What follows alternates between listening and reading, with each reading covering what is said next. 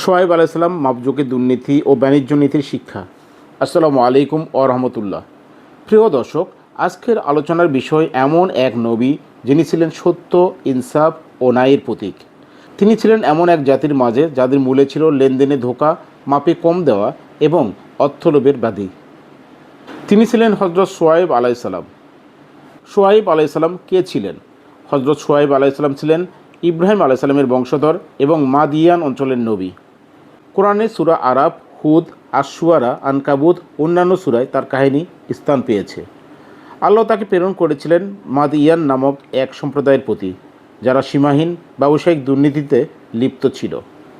আল্লাহ বলেন, আমি মাদিয়ানবাসীদের কাছে তাদের ভাই শোয়েবকে পাঠালাম। সূরা হুদ আয়াত নম্বর 84। মাদিয়ান জাতির অবস্থা। মাদিয়ান ছিল বাণিজ্যিক শহর, সমৃদ্ধশালী ও অর্থনির্ভর সমাজ। কিন্তু তাদের প্রধান রোগ ছিল ওজনে কম দেওয়া, মাপে কম দেওয়া, ব্যবসায় ঠকানো, পথ রোধ করে ডাকাতি, মানুষকে দুনিয়ার লোভে অন্যায় কাজে উৎসাহিত করা। তাদের মধ্যে ঈমান ছিল না, তাকওয়া ছিল না, সততা ছিল না। শোয়েব আলাইসাল্লামের দাওয়াত ও সতর্কবার্তা।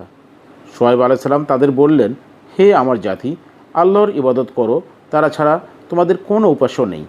ওজন ও পরিমাপে কম দিও না, মানুষের প্রাপ্য জিনিস কম দিও না এবং জমিনে বিপর্যয় ঘটিও না। সূরা হুদ আয়াত নম্বর 84-85। তিনি সততার শিক্ষা দিলেন, বললেন, ব্যবসা করো কিন্তু ধোঁকা দিও না, মুনাফা কামাও কিন্তু অন্যের ক্ষতি করে নয়। তিনি বলেন, আমি তোমাদের শুভ চিন্তায় নিষেধ করছি না, আমি নিজেও সৎ কাজ করতে চাই। সূরা হুদ আয়াত নম্বর 88। কওমের প্রতিক্রিয়া ও উপহাস। শোয়েব আলাইসাল্লামকে তারা বলল, তোমার নামাজ কি তোমাকে শিখিয়েছে আমরা আমাদের মালমত্তা দিয়ে যা খুশি তা করতে পারবো না? সূরা হুদ আয়াত নম্বর 87। তারা মজা করে বলতো, হে শোয়েব, আমরা তো তোমাকে দুর্বল মনে করি, তোমার অনুসারীরাও গরিব। তারা হুমকি দিল, যদি তুমি আমাদের ধর্মে না ফিরে আসো তবে তোমাকে দেশছাড়া করব। কিন্তু শোয়েব আলাইসাল্লাম শান্ত ছিলেন, বিনয়ী ছিলেন। তিনি ফেরও বললেন, আমি যদি তোমার ধর্ম ত্যাগ করার পরে আল্লাহর শাস্তি পাই তবে কে রক্ষা করবে? আল্লাহর শাস্তি ও জাতির ধ্বংস। অবশেষে শোয়েব আলাইসাল্লাম দীর্ঘদিন দাওয়াত দেওয়ার পরেও যখন তারা সংশোধন হয়নি, তখন আল্লাহর আযাব নেমে আসে। তখন এক প্রবল ভূমিকম্প তাদের গ্রাস করল, ফলে তারা নিজ ঘরেই উপুর হয়ে পড়ে রইল। সূরা আরাফ আয়াত নম্বর 91। তাদের উপর প্রেরিত হয় গর্জনকারী বজ্রধ্বনি, ঘন অন্ধকার, ধ্বংসকারী ভূমিকম্প। আল্লাহ শোয়েব আলাইসাল্লাম ও তার অনুসারীদের রক্ষা করেন।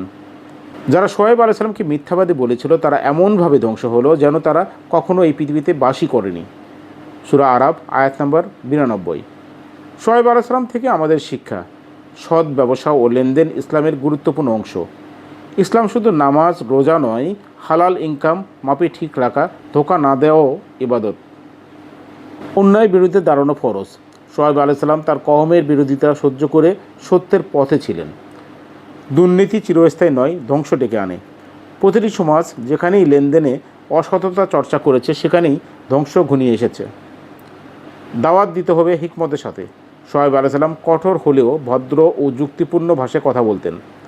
বন্ধুরা, আজ আমাদের সমাজেও অনেকেই ব্যবসায়ী মিথ্যা বলেন, লাভের জন্য ঠকান। শোয়েব আলাইসাল্লামের জাতির মতন আমরাও যদি সংশোধন না হই তাহলে ভয় হয় আমাদের উপরেও আযাব নেমে আসতে পারে। কোরআনের প্রতিটি কাহিনী শুধু গল্প নয়, বরং শিক্ষা।